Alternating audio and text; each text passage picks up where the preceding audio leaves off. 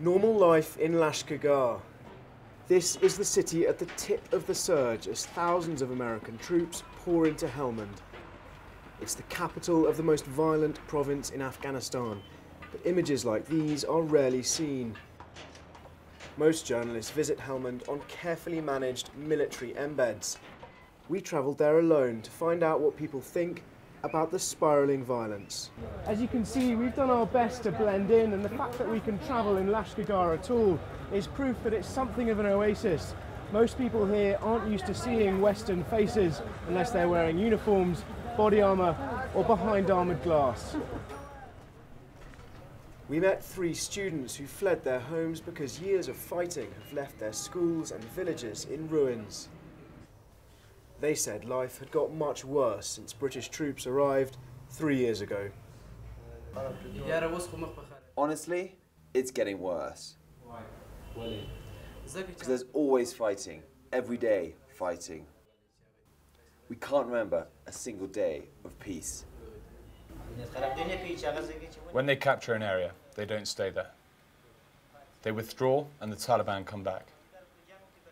The fighting begins again, and it's the civilians who get killed.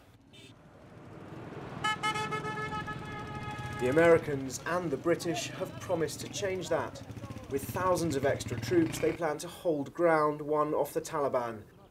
But more soldiers also means more fighting. This boy's father was killed in a crossfire when NATO soldiers attacked his village in Garmsir. The shrapnel sliced my skin. The doctors injected me and they put pressure. I heard cracking. I heard bang bang and I saw my father on the ground. Twice I tried to lift him up, but then I saw his head had burst open. Then they shot at me 2 more times. The bullets were full of fire. One landed very close to me, the other was far away. I stood up and ran all the way home. In the battle for hearts and minds, killing innocent people is simply the worst thing NATO can do. This senior mullah said it's the only reason why people support the Taliban. The Taliban don't dig any canals. They can't pave roads. They can't rebuild hospitals, and they can't build mosques. All they do is ask for food and money, for cars and motorbikes. They commandeer people's property without paying. Why would anyone join them or support them of their own free will? There's only one reason why people join Taliban, because a lot of civilians get hurt in the fighting, in the bombardments. It makes people angry, and then the Taliban have volunteers to fight.